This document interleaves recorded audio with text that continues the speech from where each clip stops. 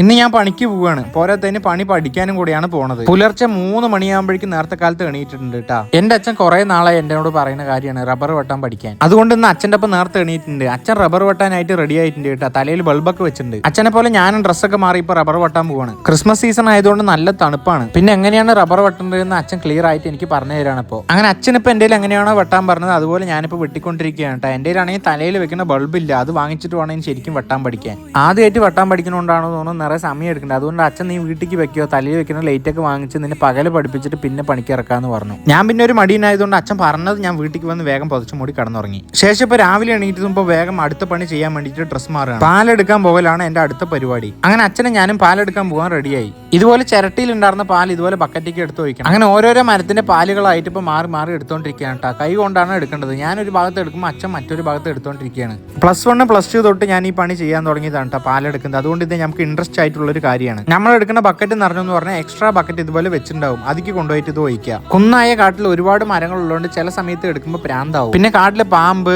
പന്നി, പിന്നെ ഇതുപോലെ കുഴികൾ ഇതൊക്കെ നോക്കി ശ്രദ്ധിച്ചിട്ട് വേണം നടക്കാൻ. അങ്ങനെ മൊത്തം മരത്തിനെ പാലെടുത്ത് ഞാനും അച്ഛനും ഓരോരോ ബക്കറ്റുകളായിട്ട് താഴത്തേക്ക് കൊണ്ടുപോകണം. താഴത്തേക്ക് ഇറങ്ങിയത് എന്റെ ആദ്യത്തെ പണി കൈത്ത് ഇത് കളയുന്നതാണ്. രോമമൊക്കെ വേദനിക്കും. അത് കഴിഞ്ഞ് ആസിഡ് എല്ലാം മിക്സ് ആക്കിയിട്ട് ഉറയൊഴിക്കാൻ പോവാണ്. നമ്മൾ എടുത്തിട്ട് വന്ന പാൽ ഇതുപോലെ ഉറയൊഴിച്ച് കഴിയുമ്പോഴേക്കും അനിയത്തിക്ക് ബസ് കിട്ടിയില്ല എന്ന് പറഞ്ഞപ്പോൾ അനിയത്തിനെ കൊണ്ടാക്കാൻ പോവാണ്. അനിയത്തിനെ കൊണ്ടാക്കി വന്നതും വീട്ടിൽ താറാവും ചിക്കൻ കറിയും ഉണ്ട്. അതുകൊണ്ട് ഇന്ന് വെളിയിൽ നിന്നൊന്നും ഫുഡ് കഴിക്കാൻ പോയില്ല.